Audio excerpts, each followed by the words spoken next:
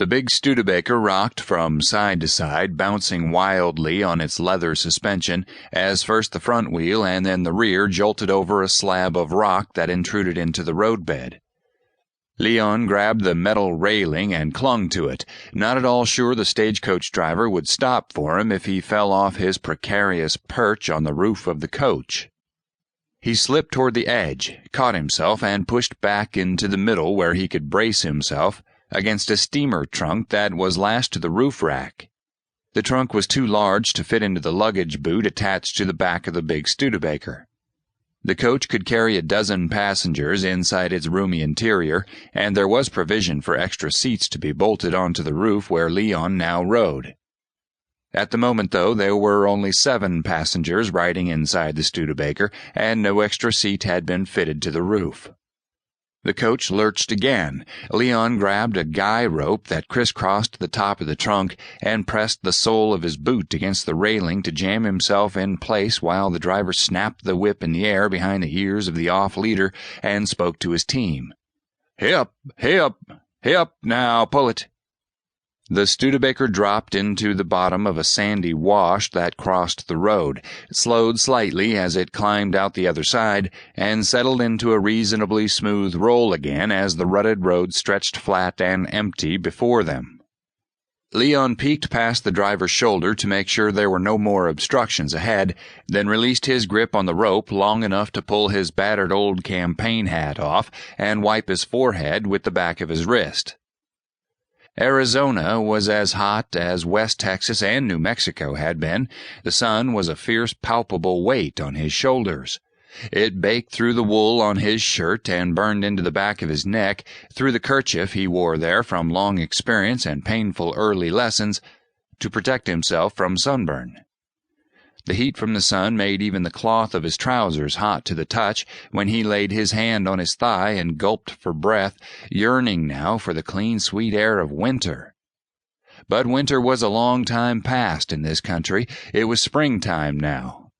If this was spring in Arizona, what in the hell was summer going to be like? He probably had it right the first time, Leon reflected. Hell was just what it was going to be. He smiled a little to himself. That was going to be all right, too. Leon had already been to hell, and he had earned his way out of it, too, and from now on he was going to be working for himself. He broke into a broad, gap-toothed grin at that thought. No more reveille bugles at 5:30 in the morning, no more yes sir and no sir, no more useless make-work labor details, no more going out in search of trouble. His grin got wider. The next cold, wet saddle he crawled onto before daybreak would be his cold, wet saddle, by damn. The next stable he cleaned out would be his own stable. Even now, even so close and closer with every turn of the Studebaker's wheels, he could hardly believe it. Yet the deed to the land lay right this very moment, folded and oilskin wrapped and more precious than gold or diamonds, inside the money belt at his waist. A deed to the actual land, written out and duly recorded in the Comas County Courthouse. A deed to his land. Lordy, but that was something. The big coach swayed and bumped on into the morning. Off in the distance there still wasn't any sign of a town, but Cozumel had to be close now. Leon hadn't wanted to ask anyone, but he had overheard one of the passengers talking with the driver at the last stop.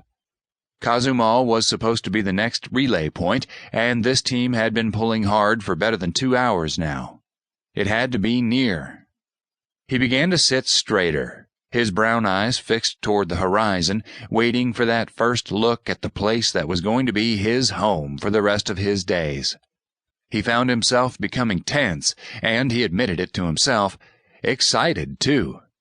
If he had been alone, say just himself and a horse out on this flat, hot road, Leon would have burst out with one of the old spirituals he remembered his grandmother singing when she was happy.